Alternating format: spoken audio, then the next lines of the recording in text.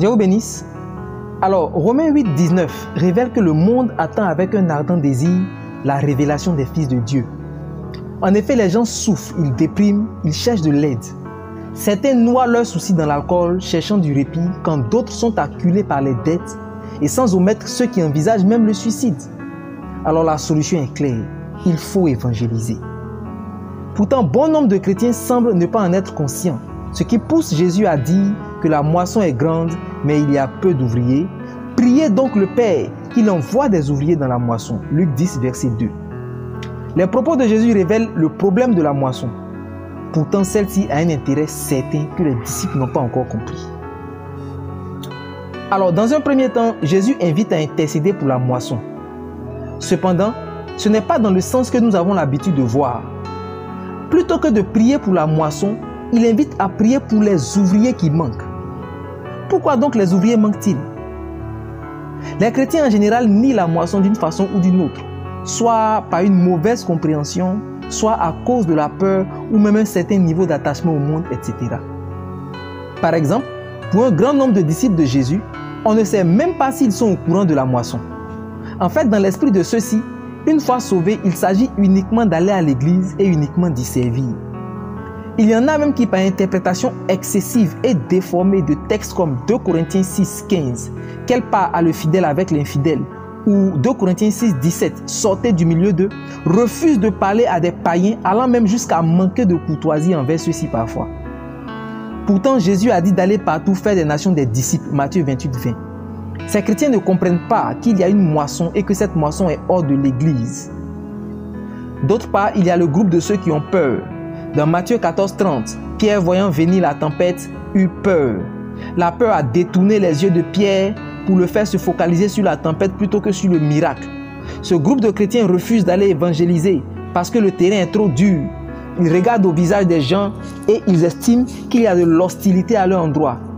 Pourtant, si Jésus parle de moisson, cela signifie que les fruits sont mûrs. Et si les fruits sont mûrs, cela veut dire que les gens sont prêts à recevoir l'évangile. Il s'agira donc d'aller recueillir les fruits simplement. Le terrain peut se présenter en apparence difficile. Cependant, ce n'est pas par une manifestation d'effort qu'on réussit. C'est l'Esprit de Jésus qui fait le travail. Alors aucune pression de résultat sur nos têtes. C'est Jésus qui endosse tout. L'erreur que ces chrétiens qui ont peur commettent, c'est qu'ils veulent porter le fardeau du succès ou non de la moisson sans compter sur le Saint-Esprit. Mais ils jugent avec leur vue et ils manquent de foi.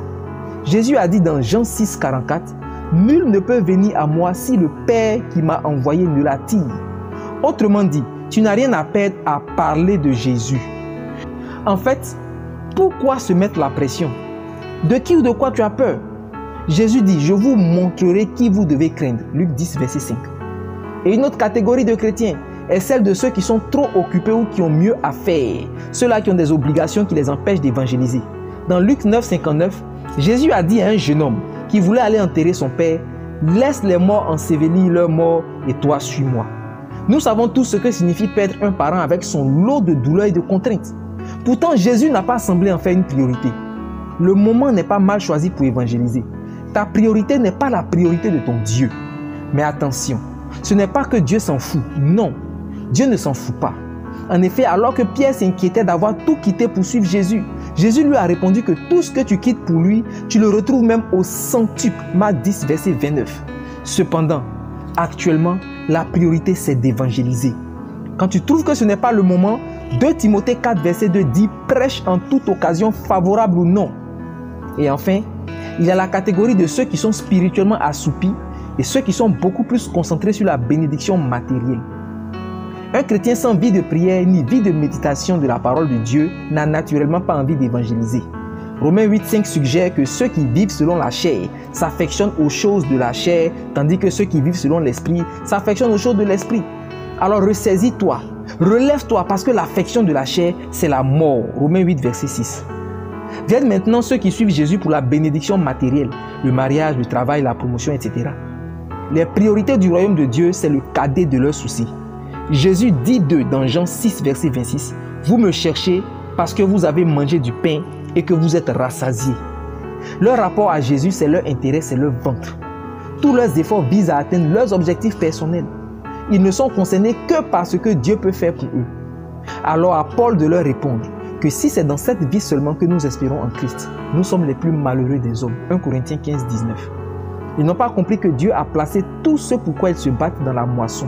C'est ce qui en justifie l'intérêt. Mais déjà, je prie pour toi. Que le Saint-Esprit réveille ta conscience de l'évangélisation. Que le Saint-Esprit réveille en toi l'intérêt pour l'évangélisation. L'évangélisation n'est pas l'œuvre des pasteurs. Ce n'est pas l'œuvre des évangélistes et des apôtres. L'évangélisation est partie intégrante de ton appel. Reçois le feu de l'évangélisation au nom de Jésus. Que Dieu te bénisse.